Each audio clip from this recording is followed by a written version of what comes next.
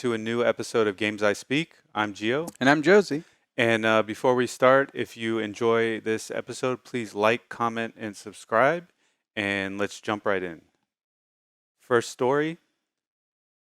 So Twitch was hacked this week. And I'm sure you were aware of this, right? No. Oh, you weren't? Okay, this was like I don't even pay attention to Twitch. This was the big news. So essentially what happened was an anonymous hacker hacked into Twitch. A hacker associated with Anonymous, or just No, a hacker that is anonymous? An anonymous hacker. I don't think Anonymous took credit for this. Word. So the user posted a 125 gigabyte torrent link to 4chan on Wednesday, stating that the leak was intended to foster more disruption and competition in the online video game streaming space because their community is a disgusting, toxic cesspool. I mean, it's hard to disagree. Yeah. So, look, I'm not saying the hack was. Yeah. I'm not validating hacking that at all. Hacking is illegal. We're not. Yeah, condoning that. But what he's saying is not wrong. There's a lot of toxic behavior on Twitch. You have people who SWAT people. Mm-hmm. You have people who do hate raids. You know, that's like a new thing that they're doing. And so, anyways, aside from all that, this hack revealed a lot of things about Twitch. Like what? And so we're gonna go through that. So, all right. So the leaked data includes the entirety of Twitch's source code with commit history going back to its early beginnings. So they leaked the whole code base of Twitch. Wow. Yeah. So pretty much anyone can recreate it. Yeah. That's intense. So we're gonna see a lot of Twitch clones. But here's the thing, Twitch requires massive server overhead. Yes. Okay. So it's really not going to be cloned that much. Word. You might have a few people try, but it's not easy at all. And also, if they catch you using their source code, they can sue you. So you could see how certain mechanics work, like optimizations that they do, but that's about it. You can't, if you try to use their source code, unless you're in like China or something, you know, they don't really enforce copyright. Wow. So the creator payout reports from 2019. Mobile, desktop, and console Twitch clients, proprietary SDKs, which are software development kits, and internal AWS services used by Twitch. Every other property that Twitch owns, including Internet Game Database and CurseForge, an unreleased Steam competitor, codenamed Vapor, from Amazon Game Studios. Clever. Yeah, I know, right? It's like a play to Steam, right? Yeah, exactly. Twitch internal red teaming tools designed to improve security by having staff pretend to be hackers. Well, clearly those tools didn't work. Didn't pretend to be this hacker. So the big takeaway here is, if you have a Twitch account, switch to double factor authentication and change any password that matches the password from Twitch. So that's number one for all the users. Number two, there's a lot of... well, isn't Twitch connected to Amazon? It's owned by Amazon now. So the thing is that isn't it connected to like your Amazon account as well? Yes, in a way. They can send data back and forth. Wow. But it's still a separate account. Okay. Yeah. I was just wondering if there's any fear from, on people's Amazon accounts as well. Oh, I don't think so. Okay. The way it stores it is by a token. Okay. So it shouldn't be compromised. Wow. No Nothing TV really lucked out on this one. Yeah. So here we have the September 2021 payout. You can see XQC is the highest at 752,000. Now this is just sub payments. So this is the money they make from subscribers. This doesn't include all the like back dealing they do with sponsors and stuff like that. Mm. So this is just Twitch payouts for subs. Now, And this is in a month? this is in a month. Yeah. Jeez Louise. I know. Oh my gosh. But look at this. You have the number one guy at 752,000. Mm-hmm. And then how many people is this? 1, 2, 3, 4, 8, 9, 20, 22. 24. This is a list of 24. Yeah. The 24th, it goes from 752 to 43,000. Yes. That is a major discrepancy. And that's 24 people. So the takeaway here is that the vast majority of top Twitch streamers don't even make minimum wage. Don't even come close to minimum wage. So it's a very less than 1%, like a fraction of 1% can make a living off Twitch. That's the main takeaway here, right? Damn. So Twitch is not really a viable career because it just for the vast majority for almost everyone, Twitch is not a viable career. I mean, it's not as bad as winning the lottery, but it's pretty bad. It's pretty bad, right? So that's to all the young people out there. Dreaming of being big. Yeah. Twitch is not a viable career strategy, unfortunately. I hate to break it to you.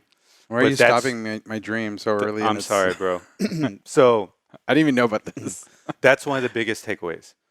Another big takeaway is that only 3% of the top streamers are women. Only, pardon? 3%.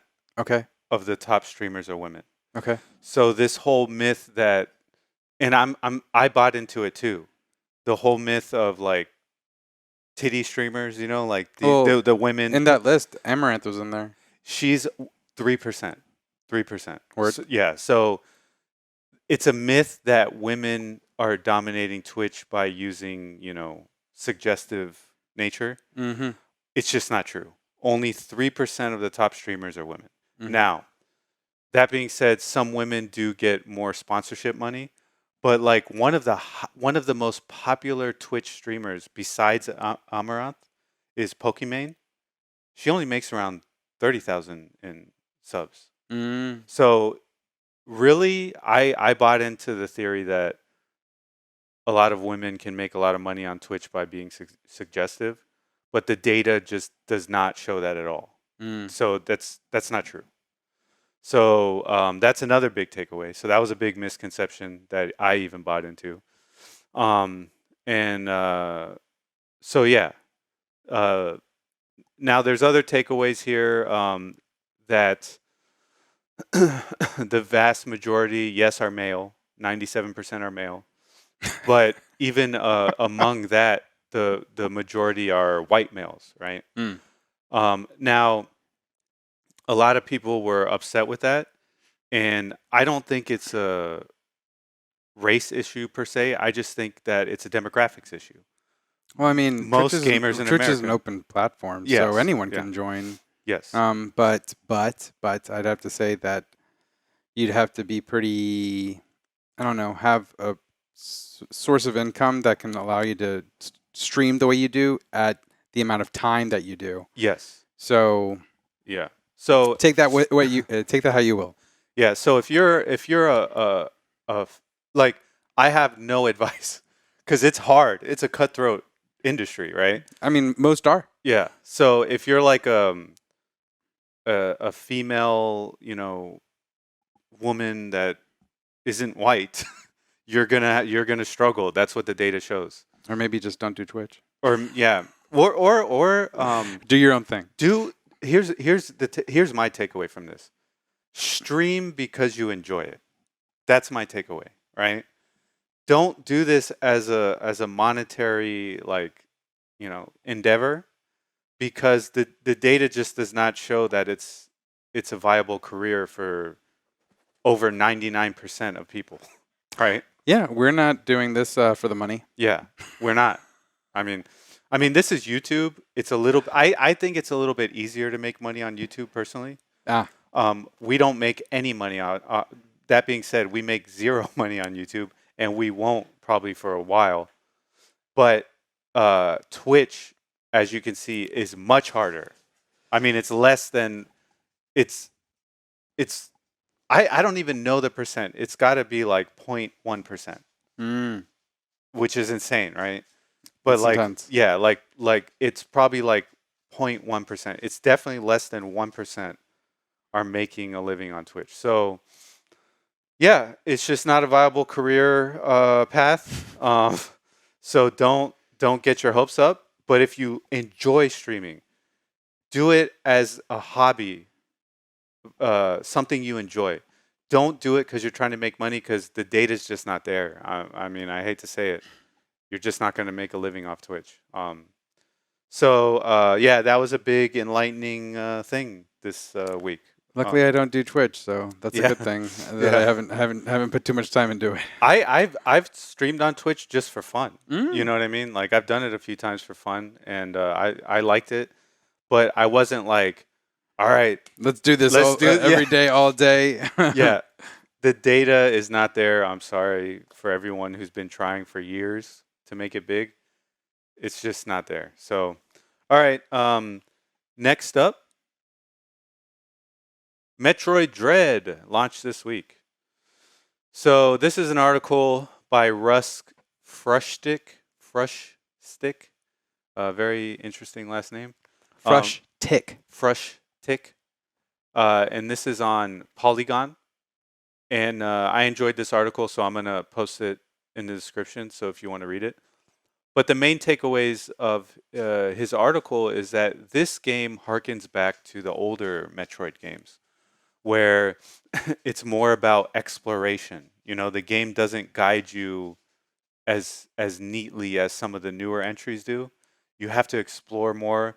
Well, Also, there hasn't been a newer entry in terms of yeah, Metroid, so yeah, in that regard, or even the remakes, I should say, right? no, not even the Yeah, remakes. The remakes are, I mean, Samus Returns was still just as hard, if not, or as obtuse as it was originally, because it was just a remake from Mercury Steam. It's the yeah, same developer as this. yeah, yeah. So yeah, no, Yeah, Metroid in general has been difficult, and it's stayed that way, and that's pretty cool that it's staying true to form, and it hasn't kind of like given into the more, I don't know, easier wait, development. the waypoint systems that a lot of games employ these Yeah, days. Yeah, yeah. which I really liked about the Messenger because they give you the choice to use waypoints if you get stuck. You Now know. the one thing I can't talk about is Metroid Federation Force. I haven't played that, so I don't Okay. know if that one's been different, but that's not really considered a Metroid game. Yeah. So he goes on to say that the main bosses are very challenging. Nice. The mini bosses obviously aren't as challenging, but they're still fun. And the zones with the Emmys Yes.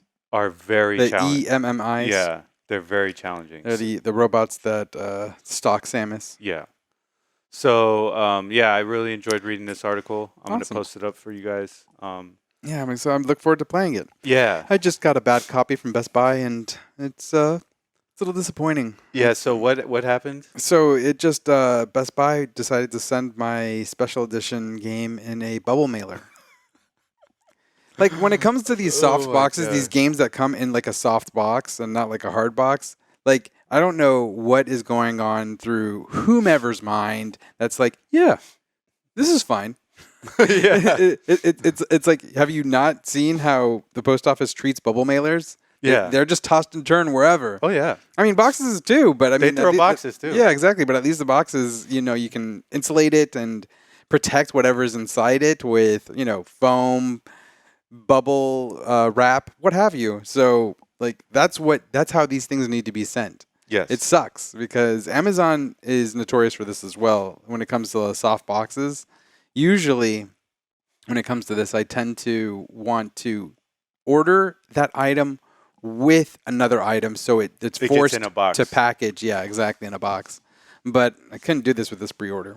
Yeah. Um, And the sad, the messed up part is that you're stuck with this copy because unless you're willing to pay like yeah, exactly. crazy, markup costs on Yeah, eBay. I mean, I was looking on eBay and it's selling for double. Yeah. So yeah, that sucks. So it's how much is it selling? 160. Yeah, about. Okay. Yeah. All right. So yeah, I didn't get the collectors, but I got the edition with the pins, the pin set. The GameStop version? Yeah, yeah. Nice. So I'm gonna fire that up this week. Cool. I'm looking forward to it. I'll never play it. All right, next up, Far Cry 6 suffers major CPU single-threaded issues. I'm gonna be honest. I'm feeling really attacked right now because no one knows this, but I sent Gio and another friend of ours, John, an image of both Far Cry 6 and Metroid Dread being sent, and like me receiving the copies. And your Far Cry 6 was my Far Cry 6 looks gorgeous, but I guess technically speaking, it's not doing so hot. Yeah. Because let's talk about this. What's going on? All right, so attack me some more. Essentially, what's happening is that so it's not just the PC version that's suffering issues, performance issues. It's all the consoles versions are having issues as well. That's good to know. But essentially, what's going on is that so this was a test done by DSO Gaming, where they tested the game, the performance metrics, using all the different settings, and this is a very good PC, an i9 9900K with 16 gigabytes of DDR4 RAM. Nvidia's they have a 3080 RTX. That's one of the newer cards. And they also use Windows 10 with the updated driver, and the CPU thread. Can I play Galaga though? Of course. I'm kidding. The CPU thread was basically like hitting the max for most of the play. They also had trouble with keeping 1080p and 1440p and obviously 4K. Keeping it at 60 frames per second is impossible at the ultra settings. And that's just for this game? Yeah. Damn. Even the 1080p, they couldn't keep it at 60 frames. Wait, it says it's impossible to even come close to 120 FPS experience even at 1080p. Yeah. Wow. Yeah. Damn. Okay. Yeah, never mind. I read that wrong. So, okay. They're able to get constant 60 frames, but yeah, you're right. They cannot get anywhere near 120 frames per second. I mean, I'm just going to trash all my games. I can't play anything. All right, so let's look at this. Nick, who is currently reviewing the game, also encountered major CPU performance issues on his system. And while he is using an older Intel GPU, i7-3930K, that's pretty old. His CPU utilization was averaging around 40%. But that being said, you could still play a lot of newer games with that CPU. So yeah, the CPU the game is not optimized. That's basically what it comes down to. Yeah. Especially on PC. Consoles, I also read some articles with performance issues on consoles. I don't have any articles for that right now. But yeah, the game is suffering from performance issues right now. Looks like I'm going to have to wait until Cyberpunk is playable as well. So yeah, it's sucks. It sucks. It's frustrating. When you get a new game and it's just not optimized. Yeah, it's off the bat. So what I'm hoping, but they will patch it. They will. They will patch it. Yeah. I mean, I think that happened before with Far Cry 5 and 4, to be honest, and that doesn't excuse this at all. But unfortunately, a lot of these larger companies have been doing this and abusing this. Yeah. So my advice would be like, if you haven't bought the game yet, which I had to cancel my pre-order because GameStop screwed up my order. But that being said, I'm not gonna go out and order it now. I'm going to wait until they fix these issues. Oh, of course. Yes. Yeah, that makes sense. So I would say if you haven't ordered it yet, just hold off until the performance issues are taken care of. Because I mean, dude, if you have I have a 200 hertz monitor over there, that one. You can go up to 200 frames per second. I don't even know why you need that. I don't know, but it's awesome. But it's only 1080p. It's only 1080p. It's an older monitor. But I mean, that's practically trash. yeah, it's. But here's the thing: I got it for competition purposes, like Word. first-person shooters. Mm. It's great for that. Very fast, very smooth. But now I know if I bought Far Cry 6. 6, I couldn't even play it at ultra settings at over 60 frames. Useless. Useless. Useless. All right. All right. So next up, we have the final Smash character revealed. Now, you and me watched the trailer before the show. So yeah, there's not much to say here. It's Sora from Kingdom Hearts. Yeah, you kind of unveiled it. I think it's a good addition. What do you think? I think it's phenomenal. I mean, I love Kingdom Hearts in general. So like when just watching the trailer and hearing brings back memories. hearing the music, Yeah, it's yeah. just overwhelms, and it's very cool. It's very heartfelt. It is. So I'm cool with it. I haven't played Smash Brothers in a second, Yeah, me and neither. Me neither. this isn't gonna make me come back Me neither. anytime soon. But I think it's a very cool addition. Yeah. So yeah, I think the reception is pretty good. Yeah. I think most people liked it. And it's funny because you can't blame him for being a sword fighter. No, you can't. It's a keyblade. It's not. Yeah, it's not a sword. It's a keyblade. It's a key. It's not even sharp. Yeah, exactly. It's like the worst weapon you would want if you were in Smash Bros. But I do love how in the trailer he was fighting Sephiroth. That's just like, it just really kills me because it just takes me back to Kingdom Hearts, every version of Kingdom Hearts where you fight Sephiroth. It's vicious. Yeah. He's a vicious fighter. Yeah. So yeah, that's a good addition. Yeah, it's pretty cool. All right. Next up, we have confirmation. Pokemon Legends Arceus or Arceus, however you want to call it, is clearly not going to be an open world game. So this is a statement, a recent statement from the Pokemon Company, sent in response to this article from Kotaku. In Pokemon Legends Arceus, Jubilife Village will serve as the base for surveying missions.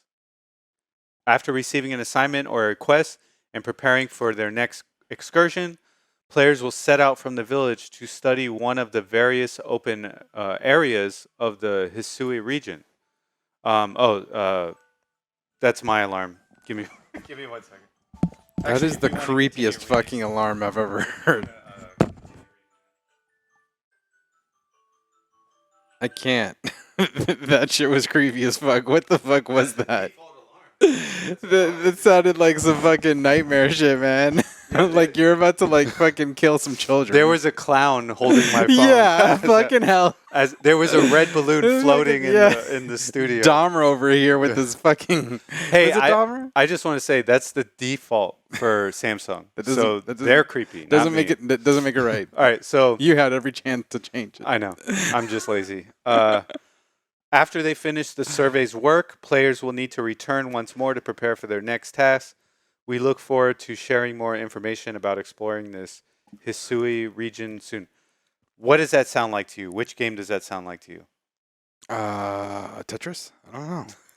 Monster Hunter. Yeah. Right? Yeah, you with start the hub off in the world. hub. Yeah. You go. Makes sense. Yeah. I mean, shoot, you're hunting monsters anyway. Exactly. Pocket monsters. Yeah. So, but it's turn-based like Pokemon, so it's going to be like Monster Hunter Stories. That's cool. Yeah. I mean, I don't know how Monster Hunter Stories sold. I know Rise did incredibly well. Yeah. But I actually wonder. But here's the thing, this is a different beast. Funny enough, because like literally Monster Hunter and Pokemon, there's no competition. Pokemon sells Way more. like crazy. Way more. Exactly. Yeah. So I think for a Pokemon game, that's fine. Yeah. I honestly think that kind of setup would work fine for a Pokemon game. Yeah. And here's hoping in the future for people that were excited that they will ultimately come out with an open world Pokemon where you can just go out and roam. Yeah. Now I'm questioning if that new Kirby game is open world now. Yeah. It looked open world. But It kind of did, actually. Yeah. It kind of did. It looked very Super Mario Odyssey-esque. Yeah. So, yeah, there you have it. The new Pokemon game is not open world. It's going to be like Monster Hunter. So if you like Monster Hunter, which we do, Yeah. but you're not a Pokemon guy. No. Yeah. No, I tried. I bought Pokemon X, and I was so excited for it that I actually purchased the Pokemon X. Was it a 3DS? It's a 3DS Yeah, game. the 3DS. Yeah. And it was red with the black accents. I have it over there, actually. Oh, snap. Yeah. I didn't get into it. But that 3DS looked gorgeous. Yeah. My favorite way to play Pokemon is on handhelds. Yeah. Because we started with the Game Boy. But not on your phone. No. But Pokemon Go? Pokemon Go, I'm not going to Were you lie. one of those people? In a month, I walked over 70 miles on Pokemon Go. So, yeah, I loved Pokemon Go. All right. Next up. That's not it. GTA Grand Theft Auto Trilogy, the Definitive Edition, is officially announced. So, essentially, this is from the Rockstar website. The reason that they're launching this game is for the 20th anniversary since the original release of Grand Theft Auto 3. Oh, that's cool. Yeah. So they're doing it to celebrate Grand Theft Auto 3, and they decided that because 3 is like Iconic. but not only that, Vice City and San Andreas are all within that. But it set the tone for Yes. the future games. Yeah. No, definitely. Every game has been built off of what 3 did, because before that, 2 and 1, they were like top down. Yeah. No. Grand Theft Auto 3 was an incredible game. So the definitive edition is going to be a remake of 3, or sorry, a remaster of 3. The Vice City, which was my favorite because I loved the 80s environment, and San Andreas, which I believe is most people's favorite. It is. Yeah. And to be honest, after 3 and Vice City, I had already been kind of a little bit burnt out, so I never got San Andreas. So I hope to give it a try. Yeah. And especially since it's definitely more, what's it called? Story intensive? Yes. Yeah.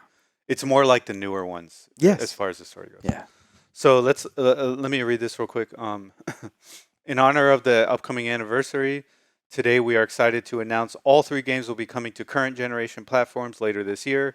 Grand Theft Auto Trilogy, the Definitive Edition for PS5, PS4, Xbox Series X and S, Xbox One, Nintendo Switch, and the Rockstar Games launcher on PC. Grand Theft Auto the Trilogy will feature across-the-board upgrades, including graphical improvements, modern gameplay enhancements for all 3 titles, while still maintaining the classic look and feel of the originals. We're extremely excited to share more about these groundbreaking titles in the coming weeks. Stay tuned. Now, this is an interesting part. To prepare for launch, it's not interesting. It's terrible. We will begin removing existing versions of the classic titles from digital retailers next week. So what does that mean? Actually, now that I think about it, at first I thought it was terrible, but I'm wondering, in terms of what that means, does that mean it's only not available to people that want to purchase it? So you can't purchase the old versions, but people that own the old versions, because I believe I still own GTA 3 on iOS. Okay. Are still going to be able to play it? If they're still able to play it. I wonder if that's the case. I would assume so.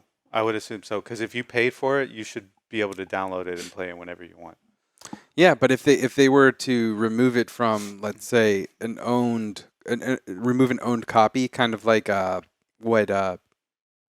Blizzard do that with Warcraft 3?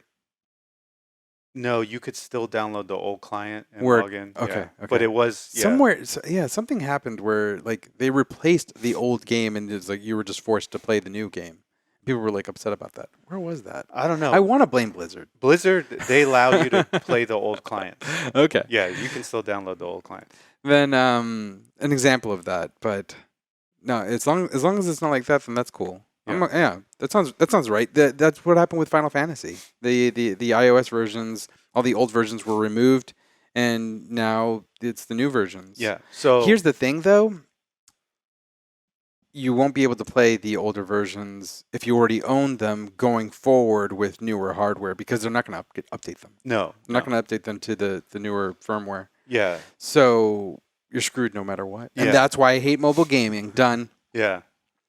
Yeah. But my question is there any classic versions on console stores that they're Of going to be GTA? that they're going to be taking down? I Or don't is it think so. just mobile? I think it's just mobile, which Okay. makes the most sense because the ones on classic consoles, they're already kind of like made for the store. This is Yeah. its own kind of separate game. Okay. So that makes sense. Okay. Yeah. And also after I read all those consoles, it is coming out on iOS and Android as well. So that That's what we were just talking yeah. about. Yeah, but I didn't mention it explicitly. So Oh, I pardon. want to mention that explicitly. Okay, so yeah. There you have it. Trilogy is confirmed. So if you were looking forward to that, I'm gonna replay Vice City because it was an iconic game for me. So all right, next up. All right. Basically, this article: why didn't Square Enix port the Kingdom Hearts collection to Switch? So, um, Modern Vintage Gamer did a video about this. Yeah, I saw it. And essentially, I'm gonna read this. Well, actually, no, I'm not gonna read it. I'll just tell you what he said and what the consensus is.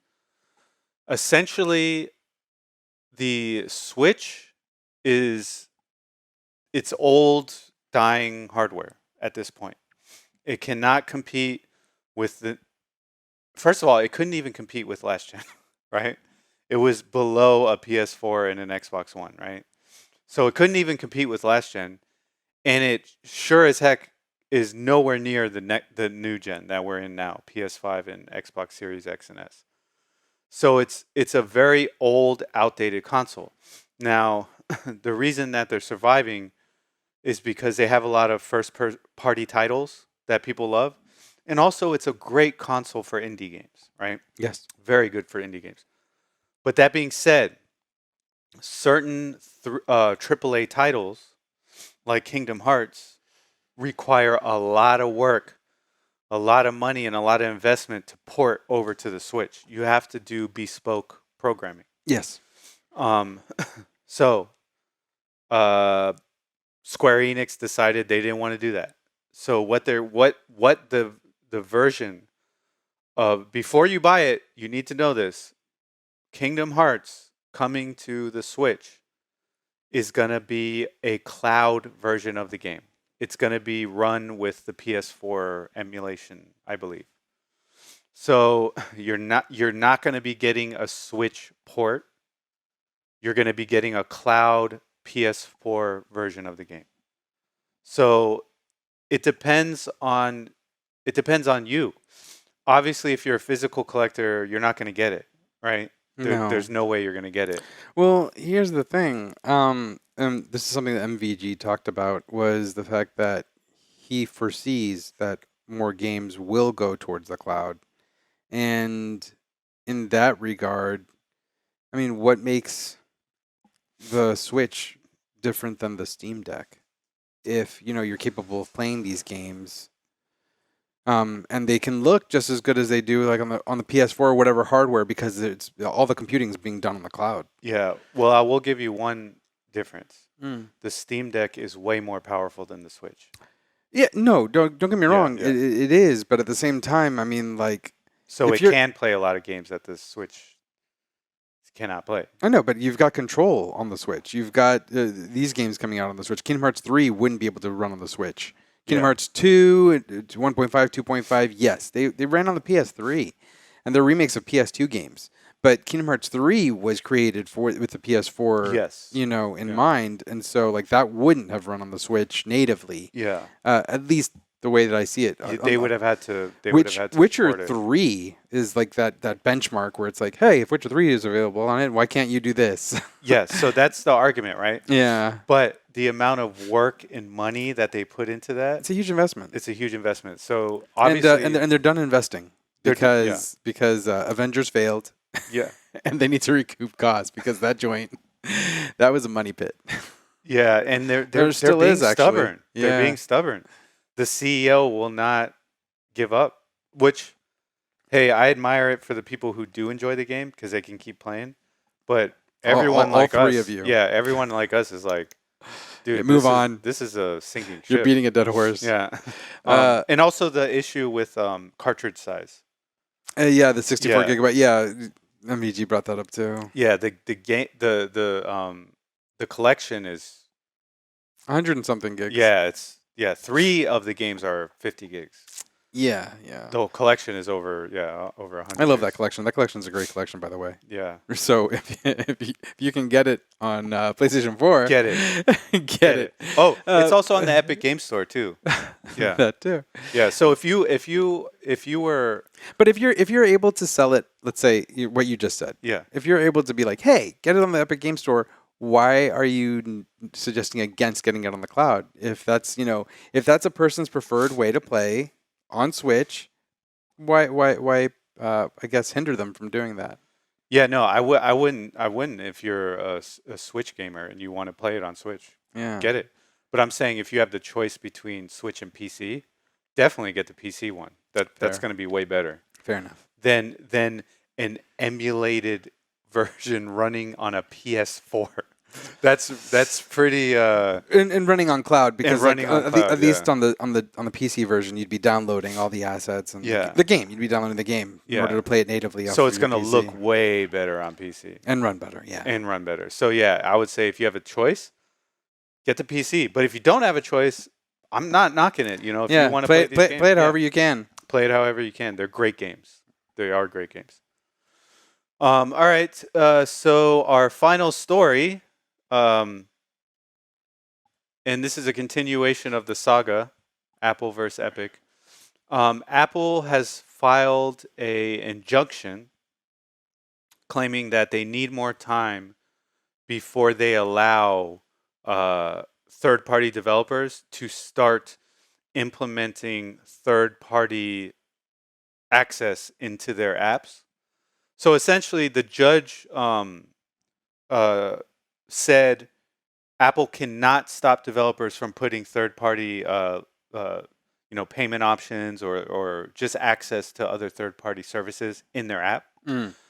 But Apple was very salty about that because they're going to lose a lot of money. And they put an injunction, and they're trying to stop it for years to come. So, obviously, a lot of developers were excited, right? Because they're like, finally, we can make some more money off of our apps, instead of giving it all to Apple. But now, this hasn't been ruled, all right? This hasn't been ruled. But I'm going to go out on a ledge here and say that the judge is going to side with Apple. In the appeal? In this injunction, yeah. But we don't know. But I just like, I guess. Go ahead. Sorry. I just want to read how much they make off of the store, so you can see why they're so against this, right? Where is it? There was a number in here that I read. Maybe that was it. Here we go. If app makers are ultimately able to bill their own customers directly without using Apple's in-app purchase systems, it would threaten a profit engine for the company. The App Store, in part of the company's services businesses, which reported $53.8 billion in sales during 2020 at 66% gross margin, accounting for 20% of Apple's revenue. So that's 20% of their revenue. Now, is all that 53% in-app purchases? Probably not. There's a lot of that's just buying the game, right? So they're going to keep all that revenue. They're going to lose. They're not going to lose all of them. Some people are still going to farm it out to Apple because they don't want to make their own store. Yes. But a lot of people, the bigger companies, aren't because they have the resources to do that, right? Well, so they're going to do the microtransactions on their own services, which is what Epic was trying to do. Well, my question is, how come? Maybe I'm not going to be saying this correctly, but maybe you can help me with my train of thought. Is how come we have money applications, money trading applications, kind of like I have Navy Federal Credit Union, Robinhood. or Robinhood, but I'm Yeah, just saying public. like a banking institution or even money like and by trading I mean like money like going from one person or one user to another. Yeah. So PayPal, Venmo are Yes. examples. And I mean, Apple isn't getting a percentage of each transaction that occurs between people in those kinds of applications. Yes, that's a good point. So how come a video game requires, or at least the developer of a video game requires to give a percentage of a transaction of a digital product within the game that's already being kind of like taken, a percentage of money is already taken from Apple or Yeah. given to Apple. How come that's the case? And I guess that's what this case is about. Yeah, Don't yeah. get me wrong. Yeah, yeah. But yeah, so I That's a good find it point. hard. I find it hard for the appeal to work if Apple is allowing these kinds of banking institution applications or Yeah. money. What's the term? These transactional Yeah. applications to allow these kinds of transactions without being charged. Yeah. I find it difficult to have a foot to stand on there. Yeah, they're definitely singling out entertainment apps. Yeah. Yeah, they're definitely singling out. Yeah. Do they get a percentage of, let's say, Amazon? I'm using the Amazon application and I'm making a purchase. Do they get a percentage of that? I highly doubt it. Exactly. I don't. And Think let's so. just say, let's not even say for an actual physical good. How about a digital good? I'm like on Prime Video and I'm renting a video. Yeah. And that's a similar situation with a game. Yes. And they're and don't get me wrong, they have their own Apple TV, right? Yes. So that's how they compete with that market, right? Ted Lasso is a good show. Yeah, I heard, but I don't have Apple TV, so I can't watch it. You can watch it off of your PlayStation 4 or PlayStation 5. Okay. I actually have the Apple TV app is available on both of those, Okay. and I believe the first season is free. Okay. So not an endorsement. Yeah. especially when we're like attacking Apple. Yeah. But the show's actually yeah, pretty but we're good. not really attacking him. We're just making a reasonable point here. Fair enough. Yeah. We're not really we're not saying Apple's an evil company and we should shut them down. I'm kidding. I'm yeah, kidding. that's fine.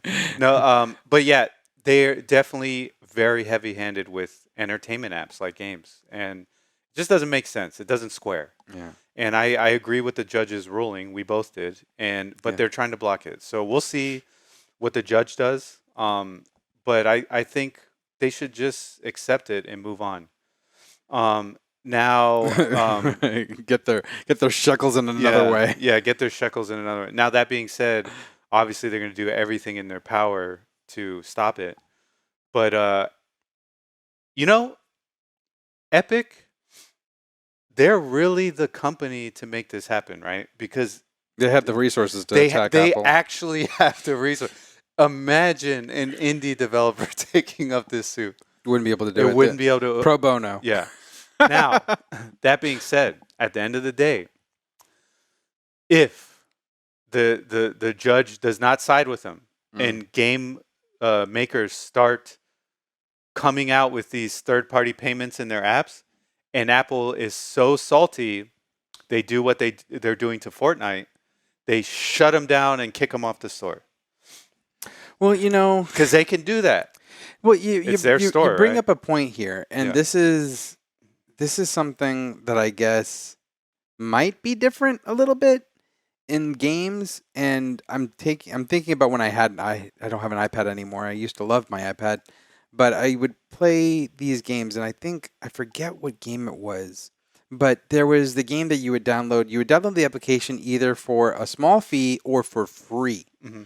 And then within the game itself, you could unlock, you didn't have to go back to the App Store. Yeah. You can unlock the rest of the game.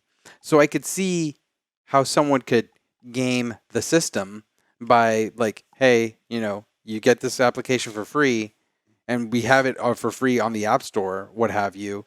But then within the microtransaction, what have you, they can, charge for however much. Yeah. And then Apple wouldn't get a percentage of that. And that would be kind of like sidelining Apple, wouldn't that? Yes and no.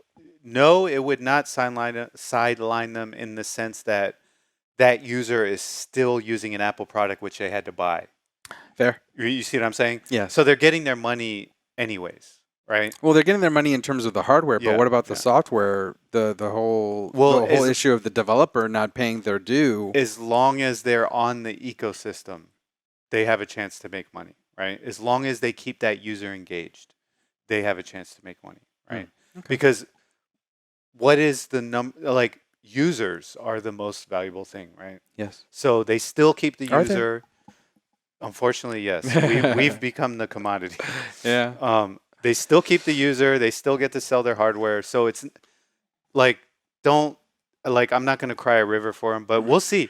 Maybe they're able to somehow make a rule where it's like, if you're a free game, you can't sell in-app, or if you're a paid game, you can't sell. I don't know. I don't know because this case is still ongoing. You know what I mean? Of course. Things It'll be can interesting to change. see what Yeah, happens. It'll be interesting. But yeah, they're definitely stalling it, and they're definitely trying to keep this thing going on as long as they can. That being said, Epic is a big company, and I think they can handle it. You know, they can handle the cost of a drag out lawsuit. Yeah. Anyways, that's it for this week. Hope you all enjoyed the show. So if you like, please comment, like, subscribe. We'd like to hear from you. The more comments, the better. And yeah, take care. Until next time, keep gaming. Hey everyone, thanks for listening to this episode of Games I Speak. If you liked the episode, please like and subscribe, and we'll see you all next time.